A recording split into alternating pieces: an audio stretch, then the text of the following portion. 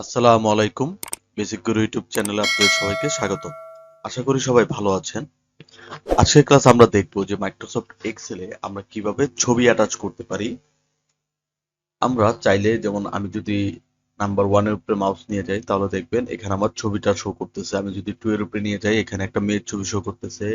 আমি যদি এখানে নিয়ে যাই এখানে আরেকটা ছবি শো করতেছে। আমি যদি ব্যাগের উপরে নিয়ে যাই এখানে ব্যাগটাকে শো করতেছে বা ব্যাগের ছবিটা শো করতেছে। এখন আমরা চাইলে এরকম ছবি কিভাবে আমরা অ্যাড করতে পারি খুব সহজেই সেটা আজকের ক্লাসে আমরা দেখব। তাহলে চলুন বেশি দেরি করে শুরু করা যাক আমাদের এই ছবির অ্যাটাচের ক্লাসটি। তো যেহেতু আমরা চারটা এখানে অ্যাড করে ফেলছি তো আমরা নিচে আরো অ্যাড করতে চাই। তো ধরুন আপনি এখানে অ্যাড করবেন, ঠিক আছে? আমরা এখানে চারটা অ্যাড করছি, আমি 5 নাম্বার একটা অ্যাড করব। তো আমরা এই সেলটাকে সিলেক্ট করব, যেমন মানি। এই সেলটাকে সিলেক্ট করার পর আমরা এখান থেকে চলে যাব রিভিউতে, ঠিক আছে? আমরা হোম থেকে চলে যাব রিভিউতে।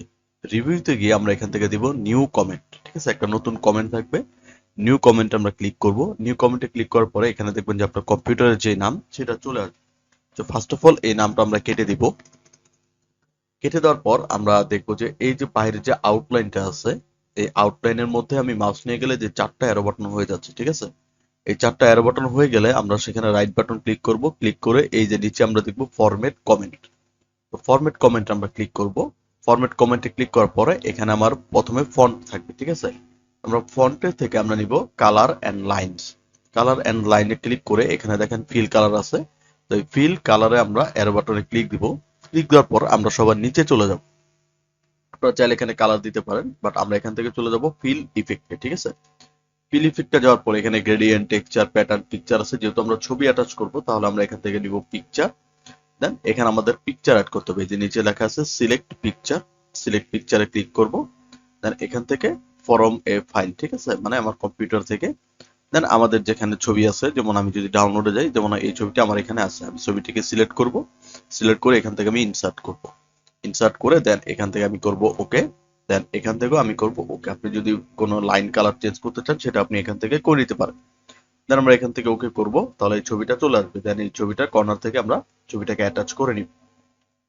অ্যাটাচ করার পরে এখন আমরা যদি যে কোনো সেলে ক্লিক করি, আমি যদি ওই সেলের উপরে মাউস রাখি তাহলে দেখবেন শুধু রাখতে হবে, ঠিক আছে? জাস্ট মাউস রাখলে আমাকে দেখিয়ে দিবে যে ওই সেলে বা ওই সেলে আমরা কার ছবি অ্যাড করছি। তো আমরা যদি ব্যাগের সেলে নেই তাহলে দেখবেন ব্যাগের, যদি গার্লস এর নেই তাহলে দেখবেন গার্লস, ঠিক আছে? আমরা আরেকটা অ্যাটাচ করি, এখানে দেখেন শুভ লেখা আছে। আমরা এখান থেকে চলে যাব নিউ কমেন্ট। দেন যে নামটা আছে এই নামটা আমরা এখান থেকে কি করব, কেটে দিব।